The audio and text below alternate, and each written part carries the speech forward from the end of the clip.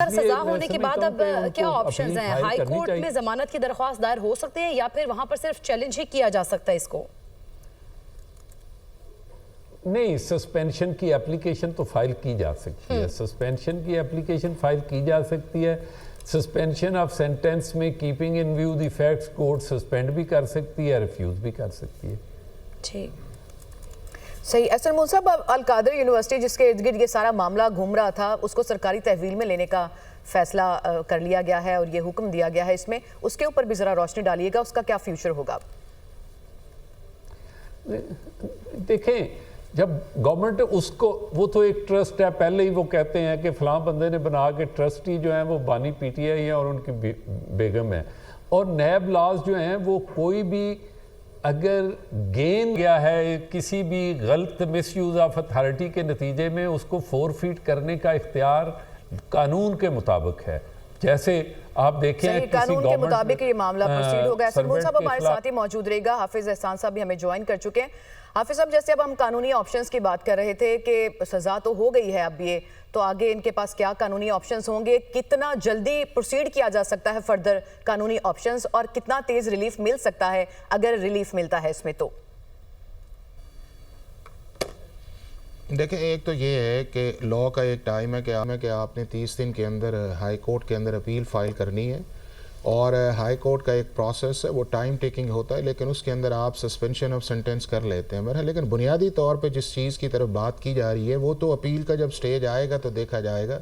बुनियादी बात यह है कि क्या पाकिस्तान के लॉज की जो नैब लॉ है, ये कैबिनेट के रूल्स हैं जो 16, 17, 18, 1973 के हैं, या पाकिस्तान की सुप्रीम कोर्ट जो है जो आर्टिकल 175 के नीचे इस्टेब्लिश है और उसके नीचे एक रजिस्ट्रार ने अकाउंट खोला है, या बरतानिया का जो क्राइम ऑफ प्रोसीड एक्ट 2002 है जिसके नीचे नेशनल क्राइम एजेंसी ने काम किया है, क्या वो बातें ऐसे एडमिटेड फैक्ट्स हैं कि जो लीड करती हैं कि आज का जो फैसला आया है, जो अकाउंटेबिलिटी कोर्ट ने सेक्शन 9 के नीचे उसे जज किया है कि सेक्शन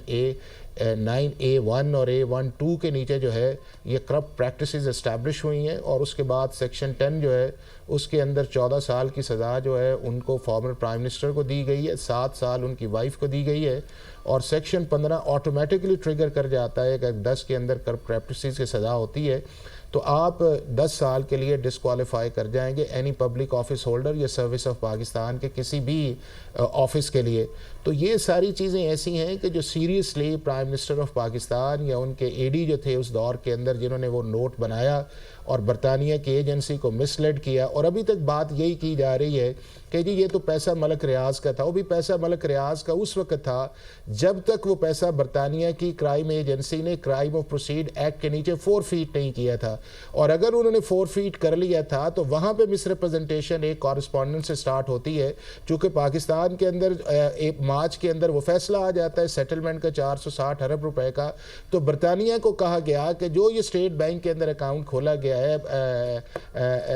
सुप्रीम कोर्ट का, ये बुनियादी तौर पे स्टेट ऑफ पाकिस्तान का अकाउंट है, और उन्होंने उनकी बात पे यकीन कर लिया। अब ये कहना कि ये मलक रियाज का पैसा सुप्रीम कोर्ट में एडजस्टमेंट के लिए आया, तो अगर एडजस्टमेंट के लिए आया तो बरतानिया को अगर ये पता होता कि एडजस्टमेंट थी तो इन सारों के ऊपर वहाँ पे FIR उन्होंने करनी थी भी आप हमें क्यों मिसलेड या मिसगाइड कर रहे हैं। एक हमारा स्टैंडर्ड SOP है और हम बरतानिया की बड़ी तारीफ भी करते हैं, और फिर जब पैसा वापस आया तो अभी भी अगर उनका पैसा था for the sake of argument जो है, तो हुकूमत पाकिस्तान के नीचे जो सुप्रीम कोर्ट एक इंडिपेंडेंट इदारा है, उन्होंने क्यों हुकूमत पाकिस्तान और सिंध गवर्नमेंट को ट्रांसफर किए अगर पैसा ही नहीं गवर्नमेंट ऑफ पाकिस्तान। साथ ही मौजूद रहेगा।